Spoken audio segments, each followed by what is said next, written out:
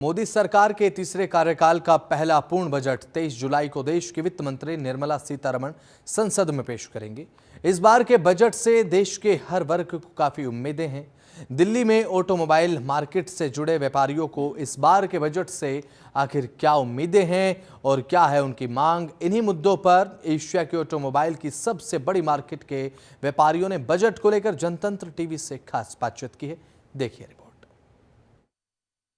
मोदी सरकार के तीसरे कार्यकाल का पूर्ण बजट 23 जुलाई को देश की वित्त मंत्री निर्मला सीतारमण पेश करेंगी। इसको लेकर हर वर्ग को काफ़ी उम्मीदें हैं, काफ़ी सुझाव भी उनके मन में हैं। इस वक्त हम दिल्ली के कश्मीरी गेट के अंदर एशिया की सबसे बड़ी ऑटोमोबाइल मार्केट में हैं और खुद ऑटोमोबाइल मार्केट के जो अध्यक्ष हैं विनय नारंग जी वो हमारे साथ हैं। विनय जी, पहला पूर्ण बजट आ रहा है तीसरी सरकार का, क्या उम्मीद है? क्योंकि आपने कुछ जो सुझाव थे वो भी भेजे गए थे। हाँ, जैसे ही मोदी जी ने ओथ ली थी उसके नेक्स्ट डे हमने, मेरे ख्याल से पहली संस्था थी जिन्होंने मोदी जी को अपनी सजेशंस भेजी थी कि बजट में क्या क्या होना चाहिए। देखिए, सबसे बड़ी प्रॉब्लम हमें एमएसएमई से आ रही है।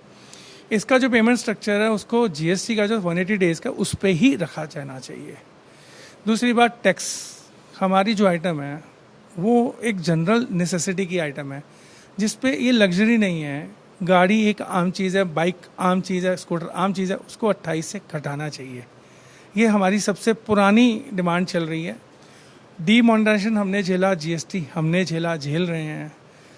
कागज़ कार्रवाई इतनी ज़्यादा है कि वो कम होनी चाहिए। तो डिमांड्स बहुत हैं। अमल छोटे व्यापारी के लिए कभी भी नहीं, इनकम टैक्स में रिबेट चाहिए।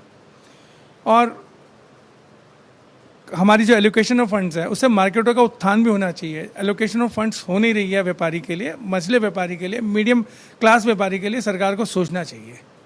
यही हमारी डिमांड है कि टैक्सेशन में थोड़ा चेंज हो, एमएसएमई में बदलाव हो। एमएसएमई तो एक समझ लो एक नया चाकू जो हमारे गले पे पड़ गया।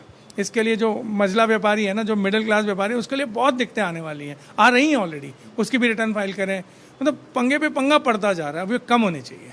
आपका क्या नाम है और किस चीज़ से आप जुड़े हुए? मेरा नाम सुरेंद्र जैन है, मेरा ऑटोमोबाइल मोटर का काम है। क्या सुझाव आपके और क्या डिमांड है? सर, मेरी डिमांड ये है कि जो इनकम टैक्स का स्लैब है वो बहुत कम है। कई साल से लगातार यही 2.5 लाख के करीब चल रहा है और ये 7 लाख के करीब होना चाहिए, क्योंकि हम बहुत छोटे व्यापारी हैं। और इसके अलावा इनकम टैक्स के अलावा हम जो भी चीज़ बाजार से परचेज करते हैं उस पर भी हम 33 टाइप का टैक्स हम लोग भरते हैं। तो हमारी तो रिक्वेस्ट सरकार से ये है कि इनकम टैक्स में अच्छी राहत दे। आपका क्या नाम है और क्या सुझाव सरकार को इस बार देना चाह रहे हैं? राकेश गुप्ता सीए। सबसे पहला सुझाव तो ये है, इनकम टैक्स के अंदर इस वक्त 2 लिमिट चल रही हैं, एक टैक्स पेमेंट की लिमिट, एक इनकम टैक्स रिटर्न की लिमिट। हम ये चाहते हैं जो इनकम टैक्स पेमेंट की लिमिट है ना, जैसे 7 लाख रुपये तक इनकम टैक्स नहीं देना है, वही लिमिट होनी चाहिए इनकम टैक्स रिटर्न फाइलिंग की, जैसा कि पहले होता रहा है, बहुत साल पहले यही होता रहा है। 4 बात और करना चाहूँगा। जीएसटी में भी इनकम टैक्स की तरह रिवाइज रिटर्न होनी चाहिए। जीएसटी से पहले सभी एक्ट्स के अंदर रिवाइज रिटर्न हुआ करती थी। दूसरी बात, जैसे कि हाइब्रिड हियरिंग जीएसटी में है, वैसी ही हाइब्रिड हियरिंग इनकम टैक्स में होनी चाहिए। तीसरी बात जो मैं कहना चाहूँगा कि जो जीएसटी रजिस्ट्रेशन है ना, लोग लेने से डर रहे हैं। 140 करोड़ लोगों की पॉपुलेशन में से सिर्फ 1,40,00,000 रजिस्ट्रेशन हैं। ओनली 1%। दिल्ली के अंदर ये आंकड़ा 3.5% का है। सरकार को इस बारे में सोचना चाहिए कि लोग रजिस्ट्रेशन के लिए क्यों नहीं आ रहे हैं, जबकि हर व्यापारी के हर क्षेत्र के अंदर हर दूसरा तीसरा जो घर है वो व्यापार कर रहे हैं। लेकिन रजिस्ट्रेशन के मामले में देखा जाए तो 100 में से 1 की लिमिट आ रही है। सरकार को सोचना चाहिए कि जीएसटी का ऐसा क्या डर है कि लोग जीएसटी रजिस्ट्रेशन से डर रहे हैं। आपका क्या नाम है और क्या सोचते हैं इस बार बजट के बारे में और क्या कुछ आपकी डिमांड्स? मैं मोहन वासुदेव, जीसी मेंबर अपना। हमारी डिमांड है कि गवर्नमेंट को इनकम टैक्स में छूट बढ़ानी चाहिए और एमएसएमई के अंदर जो 45 दिन का स्लैब है इसको हटा के 180 डे का करना चाहिए। और जन सुविधाएँ, हमारी मार्केट इतना टैक्स पे करती है, इनकम टैक्स पे करती है, जीएसटी पे करती है, पर जन सुविधा यहाँ पे नाम मात्र है। मैं इतनी दिल्ली 6 की जितनी मार्केट है सबसे घटिया मैनेजमेंट यहाँ पर है और हम इतना परेशान होते हैं। जब भी बारिश आती है हम सब का लाखों में करोड़ों में नुकसान होता है। हर दुकानदार सर्वाइव करता है, किसी का 50,000, किसी का 20,000, कईयों का लाखों में नुकसान होता है। तो गवर्नमेंट को इस तरफ ध्यान देना चाहिए कि ये पैसा वो देते हैं तो लगता कहाँ है और लोग इतना परेशान क्यों होते हैं। आपका क्या नाम है, क्या सुझाव देना चाहते हैं बजट को? मेरा नाम संजय शर्मा है और मैं ये सुझाव देना चाहता हूँ कि टैक्स में छूट मिलनी चाहिए और छोटे छोटे दुकानदारों का बहुत ध्यान रखा जाए इसमें। विनय जी, जो 45 दिन में पेमेंट के कानून की आप बात कर रहे हैं, उसको वापस लेना चाहिए, इसके पीछे क्या वजह है? देखिए, मैंने जैसे आपको पहले भी बताया कि छोटा मैन्युफैक्चरर हमारी मार्केट को कैटर करता है।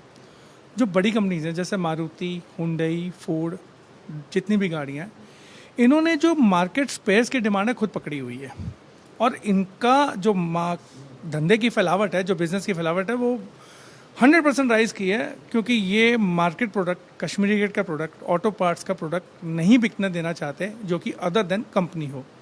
और ये कोई कानून नहीं है कि गाड़ी में आप दूसरा सामान नहीं लगा सकते। अब जो छोटा मैन्युफैक्चरर है, उसको अपना ब्रांड बेचना है, अपनी ब्रांड वैल्यू बनानी है। हुंडई, मारुति, फोर्ड, जैसे मैंने जिक्र किया, उनकी तो ऑलरेडी ब्रांड वैल्यू बनी हुई है। लेकिन छोटे ब्रांड्स को, छोटे व्यापारी को, हम लोग जो ट्रेडर्स हैं, हम उन ब्रांड से काम करते हैं जो कि मार्केट में हम उनको फैलाते हैं, because we want be able to sell company products, क्योंकि कंपनी हमें माल ही नहीं देगी। कंपनी तो खुद मार्केट में डायरेक्ट है, obviously with government permission. Government का उनको थोड़ा सा इंसेंटिव ज़्यादा रहता है, बड़े व्यापार करते हैं वो। छोटा व्यापारी मार्केट में अगर उसको अपना ब्रांड को सेव करना है, चलाना है, तो क्रेडिट होता है। सर, यहाँ से माल जाने में आप मानेंगे नहीं, इम्फाल में मटेरियल जा रहा है 40 दिन लग रहे हैं, गोवा मटेरियल जा रहा है 10 दिन लग रहे हैं, 45 दिन में सर मटेरियल हिलता भी नहीं है। और आज की डेट में कुछ वैसे भी पूरे वर्ल्ड में मंदा चल रहा है, काम कम है, उधार देंगे तो बिकेगा। आप उधार पे ही बंदिश लगा देंगे तो फिर तो गुरुद्वारा ही जाना पड़ेगा हमें, वो भी रेगुलर नहीं खिलाएंगे हम लोगों को। तो हमारे काम को ख़त्म करना चाहते हैं। आपका क्या नाम है और क्या इस बार बजट से उम्मीदें आप लोगों की? मेरा नाम अरविंद गुप्ता है जी। मैं Coimbatore motor parts dealers association Coimbatore से आ रहा हूँ। एज सच हमारे पास भी यही एक्चुअल से ये देखा जाए तो इनकम टैक्स के अंदर जो रिलीफ दिया जाए, पहली चीज़। एमएसएमई के अंदर जो मोड ऑफ क्रेडिट या डेज ऑफ क्रेडिट का है, उसकी एक्सटेंशन की जाए। इसके अलावा जितना हो सके जो एक ट्रेडर्स के ऊपर, व्यापारियों के ऊपर, हमारे ऊपर जो पेपर वर्क का दिया गया टैक्सेशन भरने का, हर तरीके का एक एक अलग अलग टैक्स, जीएसटी हो गया, सेल्स का और परचेज का जिसमें अलग हो गया, उसके बाद टीसीएस, टीडीएस, इस तरीके से ये जो काम है, इसके पेपर वर्क्स को जितना मिनिमाइज़ करवाया जाए उतना बढ़िया रहेगा। ट्रेडर्स को उसके अंदर एक मोस्ट रिलीफ मिलेगा। आज के डेट में अगर कोई छोटा व्यापारी है तो he has to hire accountant, permanent accountant उसको हायर करके रखना पड़ेगा ये सारे काम करने के लिए। He can not do the work on his own. ये उम्मीद हमें गवर्नमेंट से है। आपका क्या नाम है और क्या सुझाव और क्या डिमांड्स है इस बार बजट से? मेरा नाम वरुण है। मेरी सुझाव ये है कि हमारे को जो एमएसएमई के जो 45 दिन है, जीएसटी के अंदर पहली प्रोविजन 180 डेज़ का है, तो हमारे को जीएसटी प्रोविजन के हिसाब से चलना चाहिए। तो 180 डेज़ के अंदर हमारी पेमेंट जो चल रही है वैसी चलती रहे। और सेकंड जो मेरा सुझाव है ये कि हमारे जो कंप्लायंस है टुवर्ड्स जीएसटी, इनकम टैक्स इतना ज़्यादा बढ़ता चला जा रहा है कि जो returns, multiple returns, multiple inquiries, उसके बाद अगर कल को कुछ हो जाए तो मल्टीपल पेनलाइजेशंस, वो थोड़ी सी सब्सिडाइज होनी चाहिए। बिकॉज व्यापारी है, हर व्यापारी चोर नहीं है, और ये सबको चोर समझ के ना चलें और सबको आगे प्रमोट करें, जिससे कि व्यापार नहीं रहेगा तो कुछ भी नहीं रहेगा। बिल्कुल, ऑटोमोबाइल जो मार्केट है उससे तमाम जुड़े जो व्यापारी हैं उनकी अपनी अलग अलग डिमांड्स हैं। विनय जी, आखिरी मेरा सवाल होगा, क्योंकि पिछले एक साल में, क्योंकि आप तो प्रेसिडेंट हैं, तमाम जो व्यापारी आपके पास आ रहे हैं, मेन जो प्रमुख मुद्दा है वो क्या है इस बार? देखिए, सबसे पहला प्रमुख मुद्दा right from the starting of this government, वो जीएसटी जब आया था कि वो 28 को छोड़ के हमें 18 में या निचले स्लैब में लाया जाए, क्योंकि हमारी कॉमन आइटम है। उसके बाद जो नया अभी जो फड्डा एमएसएमई का है ना, इसको गवर्नमेंट को रिजॉल्व करना चाहिए। ये 45 दिन के स्ट्रक्चर को, जैसे सभी भाइयों ने बोला, आप समझ सकते हैं जब सभी भाई उससे प्रताड़ित हैं तो प्रॉब्लम तो चल ही रही है ना। तो गवर्नमेंट को भी तो समझना चाहिए कि कॉमन प्रॉब्लम को तो इनको बिल्कुल ख़त्म करना चाहिए। तो 45 दिन के मुद्दे को वो जीएसटी वाले 180 दिन वाले उस पर लेके आए, खत्म करें। देखिए, सभी ट्रेडर्स ने आपको भी बताया कि उनको रिटर्न से और कंप्लायंस से, वो खाना पुलती से बहुत बड़ी परेशानी है। जीएसटी से पहले ऐसा नहीं था।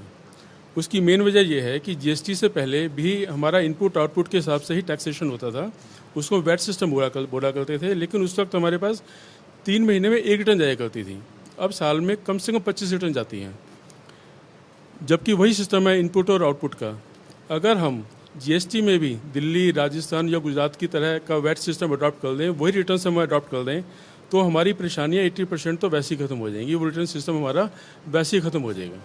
तो बिल्कुल इस बार बजट को लेकर हर वर्ग को उम्मीदें हैं और ऑटोमोबाइल्स मार्केट से जुड़े हुए तमाम व्यापारियों की अपनी अलग अलग डिमांड्स है, लेकिन मेन प्रमुख मुद्दा है जो 45 दिनों में पेमेंट का कानून है उसको वापस लिया जाए। इसके साथ साथ इनकम टैक्स को लेकर भी जो है इनके स्लैब जो है उसको बढ़ाया जाने की जो मांग है वो लगातार कर रहे हैं। लेकिन देखना दिलचस्प होगा कि जब 23 जुलाई को संसद के पटल पर बजट रखा जाएगा साल 2024 और 25 का, वहां पर इन व्यापारी वर्ग की जो उम्मीदें हैं उस पर आखिर इस बार का बजट कितना खरा उतर पाएगा। कैमरा पर्सन योगेंद्र के साथ नमित त्यागी, जनतन टीवी, दिल्ली।